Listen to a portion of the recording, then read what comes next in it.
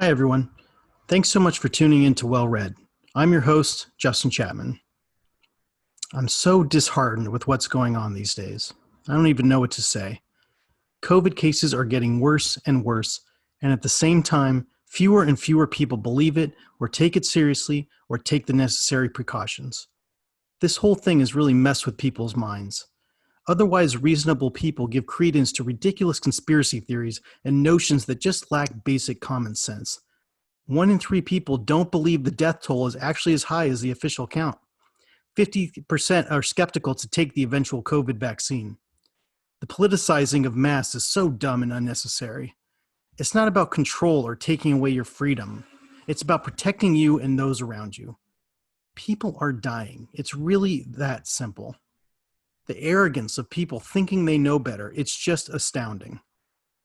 If we had all followed the guidelines to begin with, we wouldn't have to shut down again. Now we're locked in a roller coaster that's going to take longer and kill more people. And many of those who don't die are still experiencing serious health problems weeks and months after contracting and getting over the virus. This thing is no joke. Don't take the risk. Be patient. Wait it out. In Los Angeles County, hospitalizations hit a new high over the weekend. Locally here in Pasadena, the youngest patient yet has died, 30 years old. Younger than me. Take this seriously. That means pretending everyone has the virus because any one of us could have it and there's really no way to know for sure. The CDC director said last week that the pandemic could be brought under control over the next 4 to 8 weeks if we could get everybody to wear a mask right now.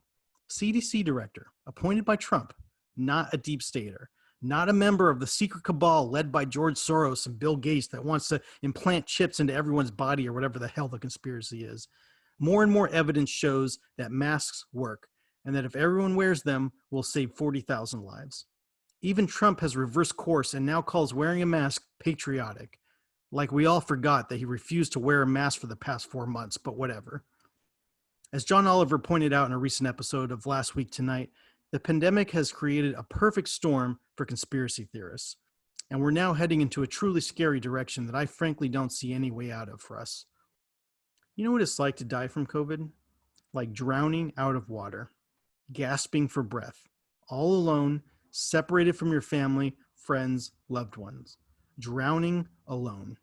A total nightmare. You don't want that. Meanwhile, Trump is cutting funding for tests and contact tracing. Does he think if we pretend it's no longer a problem, it will go away? He has said as much. That Fox News interview with Chris Wallace was remarkable. He's still saying the virus is just going to disappear at some point. Yes, I know he said at his revived press conference this week that it's going to get worse before it gets better, but he's literally the last person to come to that realization. He gets no credit for being the last one to admit the Earth is not the center of the universe or that the Earth is round. Get with the program, guy. Luckily, Biden is up in the polls right now, but so was Clinton. I thought we learned our lesson last time when it comes to trusting polls. I hope the polls stay steady through November, but I know 4 months is a long, long time. So much can happen in that time. In 2016, Trump's Access Hollywood tape came out just 3 weeks before the election, and everyone thought he was done. And yet he won. I mean, he cheated with help from Russia and voter suppression from Republicans, but the point is that this whole thing will hinge on what happens during those last couple of weeks. So we have to be patient and stay vigilant. This is far from over. Right now, Trump is desperate, and that means he's going to do desperate things. Desperate and mindlessly petty. As his niece Mary Trump pointed out, the cruelty is the point. As further evidenced by the good job he says police are doing in Portland, where secret police are kidnapping peaceful demonstrators off the streets. We're no longer on the slippery slope to authoritarianism. We're living it. Inept, bumbling authoritarianism, but authoritarianism nonetheless. Trump confirmed it himself in that Fox News interview. He's not going to accept the results of the election if he loses to Biden in November. Buckle in for a wild ride. It won't be boring, but it won't be fun either. American democracy itself is at stake here. Let's look at the latest COVID numbers for posterity's sake. According to Johns Hopkins University, there are 14.6 million cases worldwide with 610,000 deaths. In the US, there are 3.8 million cases with 141,000 deaths. So we got most of them. America first. In LA County, there are 156,000 cases with 4,100 deaths. In Pasadena, there are 1,727 cases with 102 deaths. With these kinds of numbers, we're seeing things like the Rose Parade in Pasadena being canceled, as was expected. That is going to have huge economic impacts that will reverberate through the community in the months to come. The tournament itself is having to lay off staff and cut its budget. We're really still just at the beginning of this pandemic. This is going to have shockwaves for a long time to come, felt in many different ways in our lives. Congress needs to get off its ass and extend the weekly $600 in extra unemployment benefits, and that's just a start. Once that goes away, we're going to start seeing some real panic and unrest unfold across the country. It won't be pretty. We're at a crossroads, and there are some pretty simple decisions our leaders can make, or not. There are some pretty simple things we can do to protect ourselves as well, or not. And then we will have to deal with the consequences of those decisions right now in no time at all. We have to come to terms with the fact that the government isn't going to save us. We have to look out for ourselves. On that happy note, how about a moment of levity? Let's check in with our Senior Influencer Correspondent, Brad the Influencer. Bradford? Hey everybody, it's Brad. So everybody's having a hard time figuring out what to do with themselves and how to get through all this. Well, something that's been helping me out is just having a hard, stiff drink. So let me show you what I've been putting together. I cutely call it a quarantini because it's a type of martini, I guess. So let's see. I start with making my own hand sanitizer, which I just mix equal parts aloe vera gel, isopropyl alcohol, and then I bless it with some of my healing crystals. So let me just put a shot of that in there, get it really good. And then take whatever your favorite seltzer water is and just fill it up to about right there. I don't know how much that is, I can't tell you. But I also have some essential oils here. This one is ylang ylang. I have no idea what it does, but let's put that in there. And then we'll top it off with a nice little vitamin C. We'll take a sip. Hope that influenced you. Let's patch in our guest, the inestimable Jonathan Lethem, one of my favorite writers for sure. Jonathan, thanks so much for coming on the show. Thank you, Justin, for what you say and for having me on.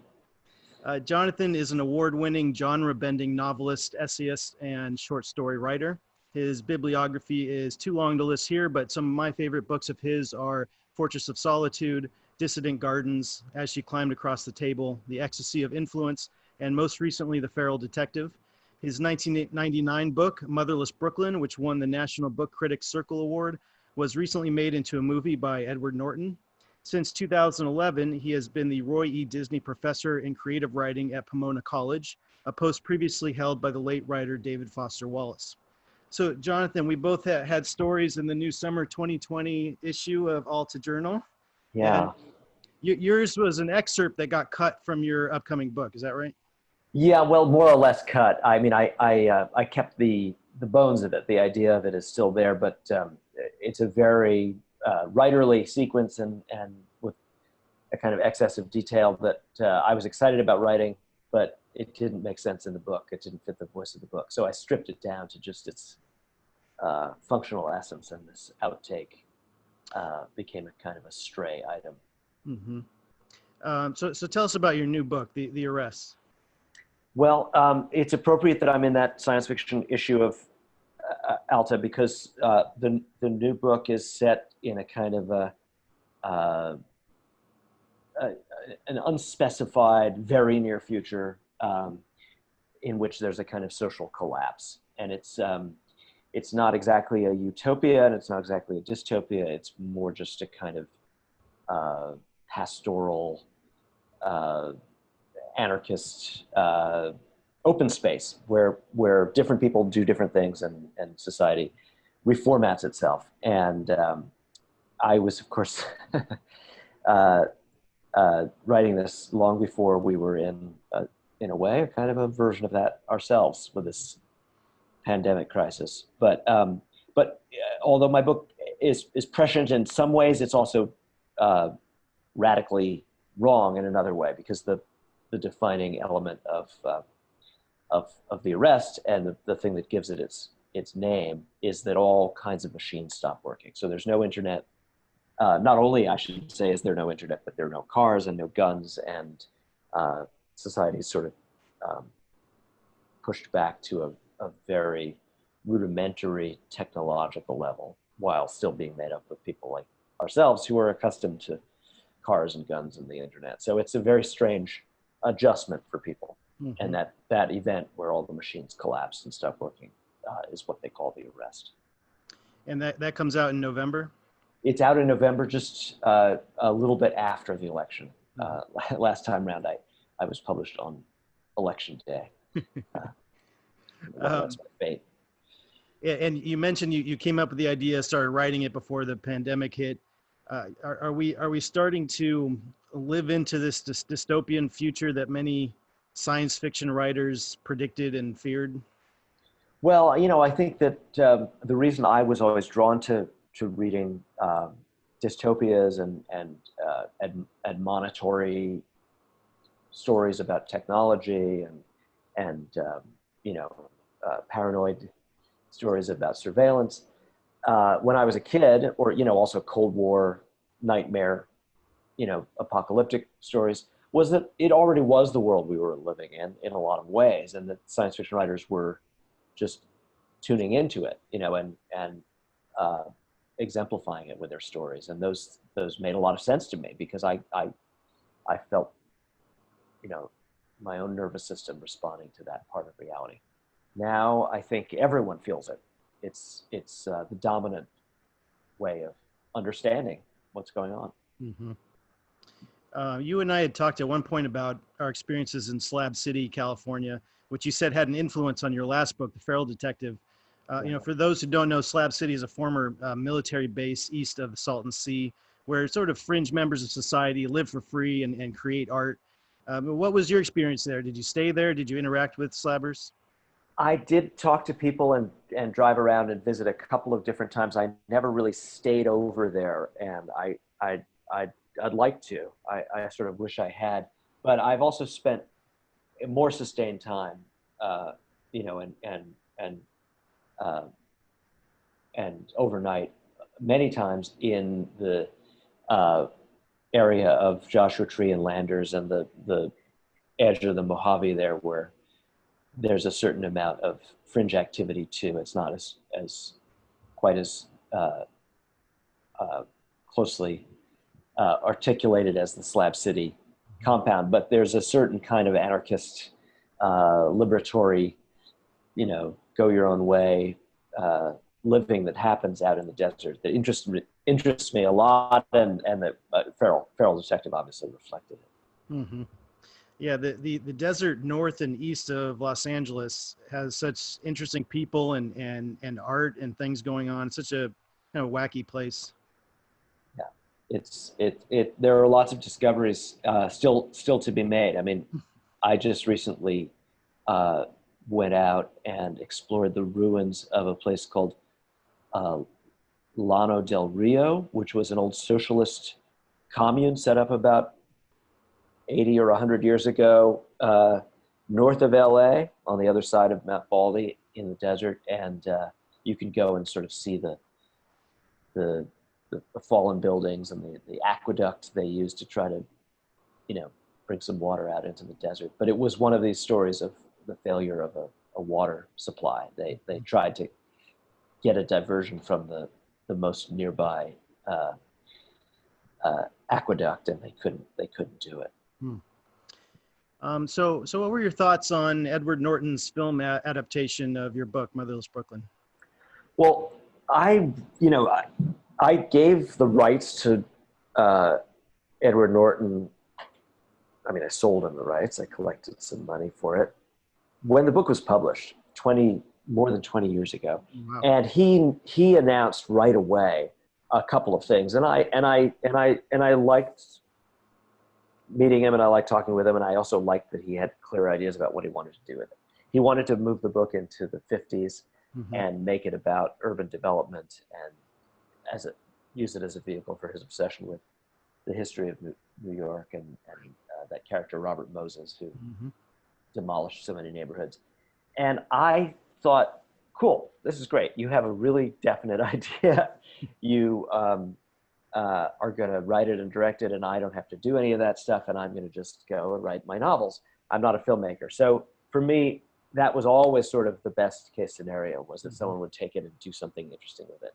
And I think he did. It's, you know, a lot of people who are very devoted to that book have expressed their surprise that it's so different and that I don't care. But actually, to me, that's sort of the best thing that can happen to a novel, because books and films are such different creatures, and I'd rather there be two interesting artifacts that are kind of have this relation to one to the other than have someone make a dull, but you know, pedestrian film just because it's an attempt to be dutiful to the book. That doesn't usually work out.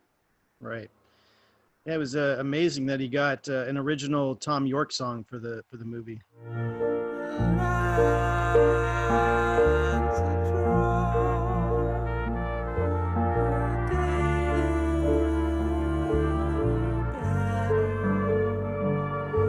That was very cool. Yeah, yeah. I was amazed when I heard it. But I also really love the way the song moves through the film in different incarnations. It's not only it ends up being also like a Wynton Marsalis song, and there's the music in the film is really striking. It's a kind of a mashup of a lot of different forms of scoring and musical modes.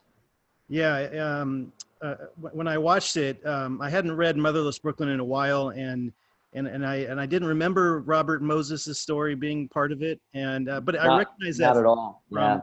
from Robert Caro's book, The Power Broker, the intro, where he talks where Moses goes in and demands the mayor appoint him as the parks commissioner. I thought that was an interesting combination of those two books. You know, what's interesting is that in a way, Norton was anticipating interests of mine, which is reflected both in Portraits of Solitude and Dissident Gardens, and in some ways even in Chronic City, which is I started writing about the kind of understory of urban development and gentrification in New York City a lot in different ways in those books. And but Motherless Brooklyn is, you know, the villains, well, the good guys and the bad guys in that story are kind of completely oblivious to that sort of thing. They're not the sorts of people that would ever think about real estate, let alone gentrification. Whatever happened to the David Cronenberg film that was going to be based on your book, As She Climbed Across the Table? Well, you know, that is one of the great what ifs for me. I love Cronenberg so much, and he had a script that he was excited about. It was written by the terrific LA novelist Bruce Wagner, and I think that he was even at a point where he had, you know, he was just about to be greenlit, and the thing fell apart in a really uncanny way. It was one of the, you know, a number of the books have been developed at different times, but that was one of the ones that got the closest to being filmed without making it, which is really sad for me. But subsequently, Michel Gondry is trying to make a version of As She Climbed Across the Table. So there's maybe some hope for that project, but it has no DNA in common with the Cronenberg version. It's a completely from the ground up a restart of the idea of adapting that book. Well, hopefully that comes through. That'd be amazing. I'd be very excited. Yeah. And you're still teaching creative writing at Pomona College? Yes. Of course, I'll be doing it virtually or remotely, I guess is the word for it, in September. But that's my regular gig nowadays. What's that experience like? Does it give you hope about the future of literature? Are young people still passionate about writing?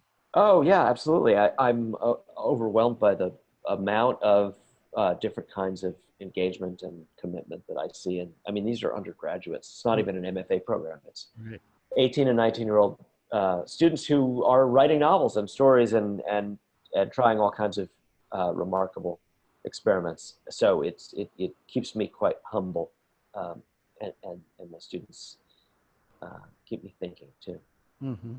What's your writing schedule like? Do you write every day at a set time? How disciplined are you about it? Yeah, you know, I sort of only have one rule, and it stands in for all the other things. I don't count words or count paragraphs or even really measure how many hours in the day I work. I just try to write every day. Hmm. When I'm underway in a project, especially a novel, it just seems to mean everything to me to keep my hand in and not let the project ever calcify. And so I find that if I write every day, that's good. That's a rule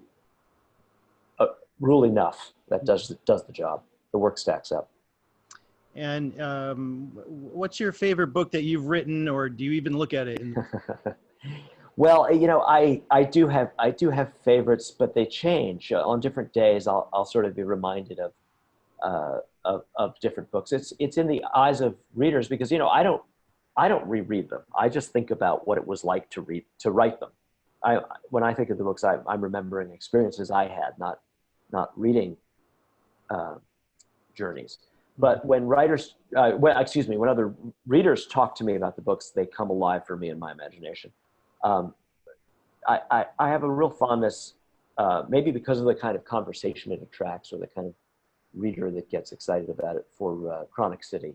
Mm-hmm. I think on a lot of days, I think of that as my favorite, but it changes. Girl in Landscape sometimes, and I do love As She Climbed Across the Table. Yeah, someone just compared Chronic City to Charlie Kaufman's new book, Ant Kind. Oh, well, that's very nice. I like that. I'm a Kaufman fan. I haven't read the novel yet, but that's cool. Yeah. So how has the COVID-19 pandemic impacted your life and your writing? Well, I'm a parent of 2 school kids, so I have very, typical kinds of challenges and experiences. Some of them pretty interesting, but with the kids being present all the time, it's my experience isn't unique that way. And it's meant that every day is a kind of improvisation, and I'm not writing a tremendous amount, but I'm doing other kinds of things and thinking a lot. There's an enormous amount to think about right now. I feel like I'm lucky in some ways. I finished a novel just before this transformation, rather than having one kind of cleaved in half by the changes in our world, not just the disease and the quarantine that it has inflicted, but the very intense political transformations that have become concurrent, and I think in some ways emerged from special conditions, of everyone being forced into contemplation. So it's okay. I don't beat myself up that I'm not writing a lot right now. I'm just sort of reflecting and gathering my forces and thinking about what I can do, both in my writing and not in my writing, but in other ways to meet this incredible time. Mm-hmm. Yeah, the sense I get is that it's either made people extra productive or less so than before. Yeah. Well, I think there was a manic phase right at the outset when people compensated for the anxiety initially with a lot of busyness, and I was a little bit prone to that in March and early April too, and it resulted in this one short story that was published in the New Yorker in May, and then I wound down, which was, in some ways, there was a depressed aspect to settling into, week 5, week 6, week 7 of this experience. But I think also that the reflections overtook me in some ways. And of course, watching the news became doubly intense and provoking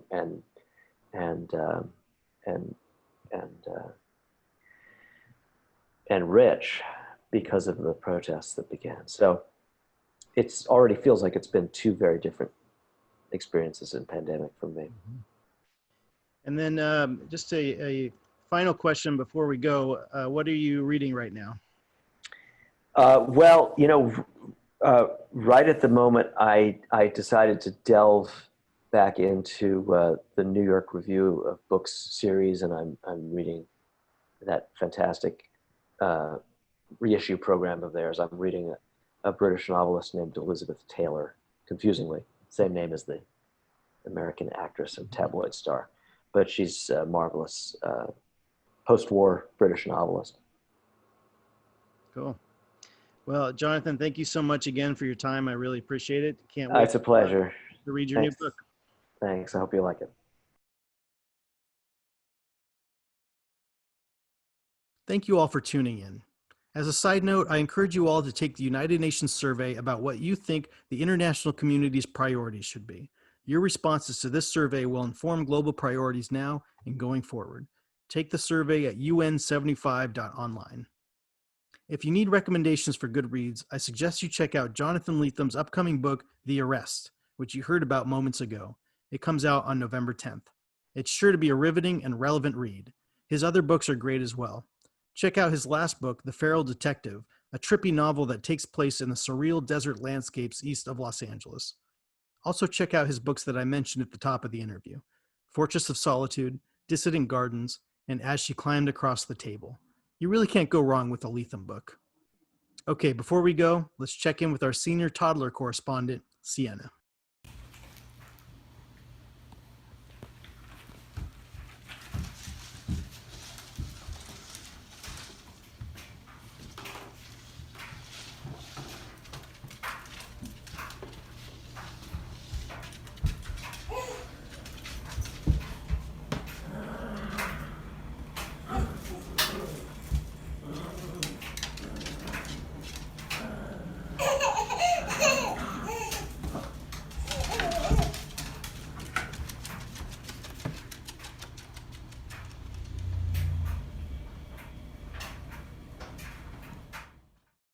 Thank you for that report, Sienna.